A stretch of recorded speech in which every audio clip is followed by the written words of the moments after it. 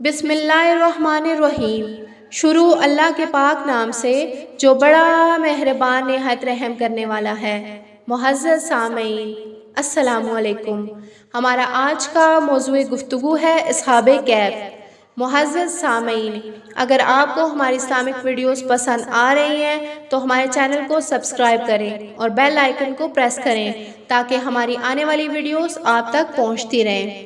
اصحاب کہف کے معنی غار والے کے ہیں۔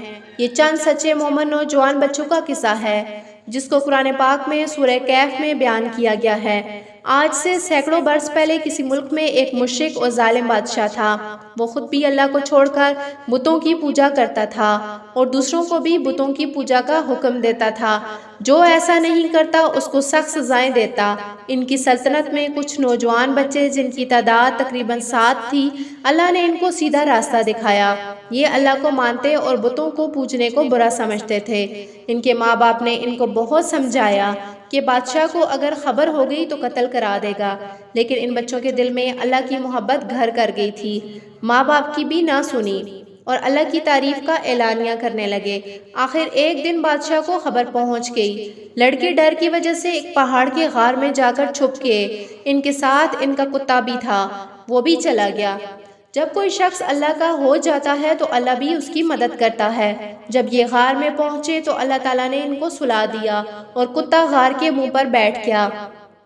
اس کو بھی اللہ تعالیٰ نے سلا دیا۔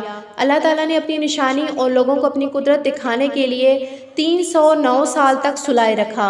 اس عرصے میں پتہ نہیں کتنے بادشاہ ختم ہو گئے، زمانہ بدل گیا، لوگ بدل گئے۔ 309 سال بعد اللہ تعالیٰ نے ان کو تھوڑی دیر کے لیے جگایا اور ان کو ایسا معلوم ہوا کہ وہ ابھی سوئے تھے۔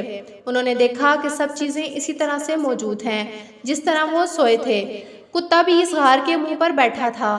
ان کو بھوک معلوم ہوئی۔ انہوں نے اپنے چند ساتھیوں کو سکے دیے کہ چھپ چھپا کر کسی طرح بازار جا کر کچھ کھانا لے آئیں۔ جب یہ ساتھی بازار گئے تو وہاں کی ہر چیز بدلی ہوئی نظر آئی۔ دکان پر پہنچے، کھانا خریدا۔ جب وہ سکہ دیا تو لوگوں کو بہت تعجب ہوا۔ یہ سکہ فلاں بادشاہ کے وقت کا ہے جس کو مرے ہوئے کئی سو برس ہو گئے۔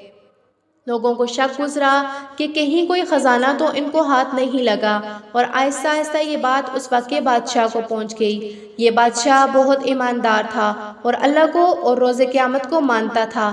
اس نے ان لڑکوں کو اپنے دربار میں بلایا اور سارا قصہ سنایا۔ بادشاہ اور حاضرین کو بہت تعجب ہوا۔ بادشاہ ماں درباریوں کے اس غار تک آئے۔ انہوں نے ان لڑکوں کو سوتا ہوا دیکھا۔ ان کی آنکھیں کھلی ہوئی تھی مگر جسم سو رہے تھے۔ بادشاہ اور ان کے درباریوں پر ایک وحشت طاری ہو گئی اور واپس چلے آئے۔ یہ لڑکے جو کھانا لینے آئے تھے غار میں داخل ہوتے ہی اپنے ساتھیوں کے ساتھ مل کر سو گئے۔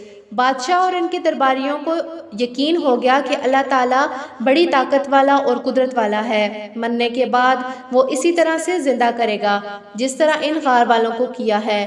یہ لوگ اسی غار میں قیامت تک سوتے رہیں گے۔ اللہ تعالیٰ نے اس واقعے سے ہم کو بتایا کہ وہ اپنے ماننے والوں کی حفاظت کرتا ہے، ظالموں سے نجات کی ایسی صورتیں پیدا کر دیتا ہے جو کسی انسان کے وہم و گمان میں بھی نہیں آ سکتی۔